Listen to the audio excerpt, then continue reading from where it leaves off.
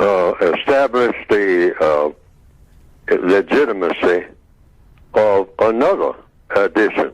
Since we just making additions now, and I have on a number of pages in the Compensatory Counter-Racist Code, revised expanded edition, in the sex section, I said all of the different types of sexuality, or varieties of sexuality, or diversified sexuality, or whatever people want to call it, whatever the white supremacists are calling it, and of course they're promoting it among the non-white people of the planet, according to what I have written in my assessment of it, and based on logic and based on what they're actually doing according to evidence, it could be hundreds of categories.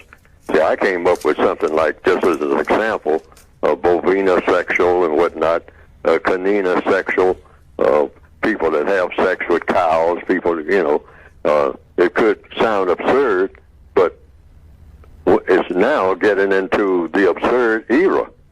It's really getting off the hook, all right? But people are just taking for granted this is all just fine. I mean,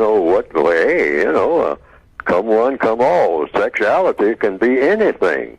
I mean, in fact, there's no such thing as sexuality. Let's just abolish this whole idea of sexuality altogether. Mm-hmm. Let's just call it an activity. All right? It may come to that. I don't know what the white supremacists have in mind, but you better believe it, that they have in mind that what they're going to do is great harm to non-white people throughout this entire planet through the area of what is traditionally called sex.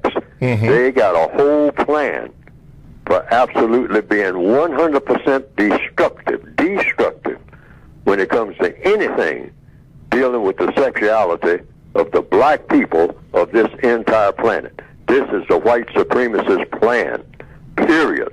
They don't have any other plan. I mean, and I want to emphasize that. So how do you counteract it? Well, you add another category, the counter-racist sexual, not the counter-sexual, the counter-racist sexual. Yes, sir. That would be the category of male, black male, or non-white male with non-white female. And stick with, if you want that, the prima donna category.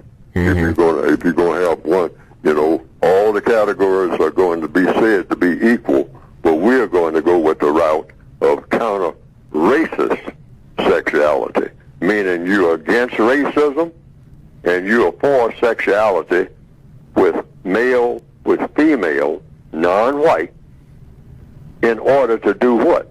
To counter white supremacy, all right? And to evolve eventually into universal man with, about, and for universal woman.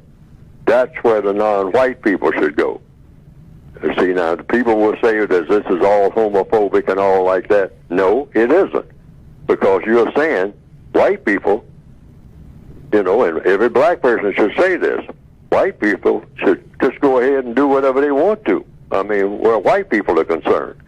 I mean, if they want to mate with anything, mate with trees or whatever, just go ahead. I mean, hey, do it up. I mean, have it everywhere. Satisfy yourselves. But non-white people are in a subordinate category. We need all the strength we can get, all right, because we've been denied strength. So they can call it Johnny-come-lately, there's old-fashioned, the male-female thing, I mean, it's obsolete and all like that. But we're going to have to go through that route in order to get to where we need to go. And that is universal man and universal woman. And if white people are not on board with that, well, that's their choice. Yes. They don't have to be. Mm-hmm. They don't have to get on board with it. Mm-hmm. So see, the only thing I've been called since I've been doing this, I was told once that I was spreading hate, and then that statement was withdrawn within a few minutes, all right, of the person who said it. It was a white lady who made the statement. She said, Mr. Fuller, you are spreading hate. And I said, okay, let's talk about that, because I'm not supposed to be spreading hate. Right. Okay? So, no, what do you mean by spreading hate? What am I doing that spreads hate? I'm trying to get rid of hate. Yes. As far as, I might hate something that needs to be hated, like non-justice, but I don't even hate non-justice. I just say get rid of it because it's non-productive. Yes, sir. It's not the way people should be. Mm-hmm. People should treat each other correctly, all right, and help them. Okay. So the lady withdrew that statement. The other time was in the early 1990s. Two white males said, when I was making a speech, they came down the aisle and they yelled out in the middle of what I was saying. I was making a code talk, and they said, "You are homophobic." And rather than, and some people looked around alarmed and all like that, but I wasn't alarmed. You have to be ready for these things. So, according to the code, so I told them to come forward and make their case, but they ran out of the place the minute they said it. Okay, so I didn't get a chance to talk about it. Okay. But first of all, what is homophobic? See, you hear this term being thrown around, but the reason I'm saying this is the only time I've had any opposition from anybody in anything that I'm saying. Yes, sir. Just on two occasions. Two occasions. Okay. All right, and neither occasion a case was made. Okay. See, because codification is about making your case. See what I mean? So I'm making a case for counter-racist sexuality because I don't even know what the other categories are. I have no idea about what gay is and how gay is different from bi or lesbian.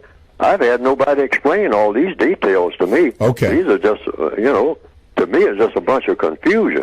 Okay, and that's what I'm calling it right now. Okay. As far as Neely Fuller is concerned, because I am confused. Alrighty. Codification is about getting rid of confusion of all types. There'll be no confusion in anything. Alrighty. In any area of activity, not for 5 minutes.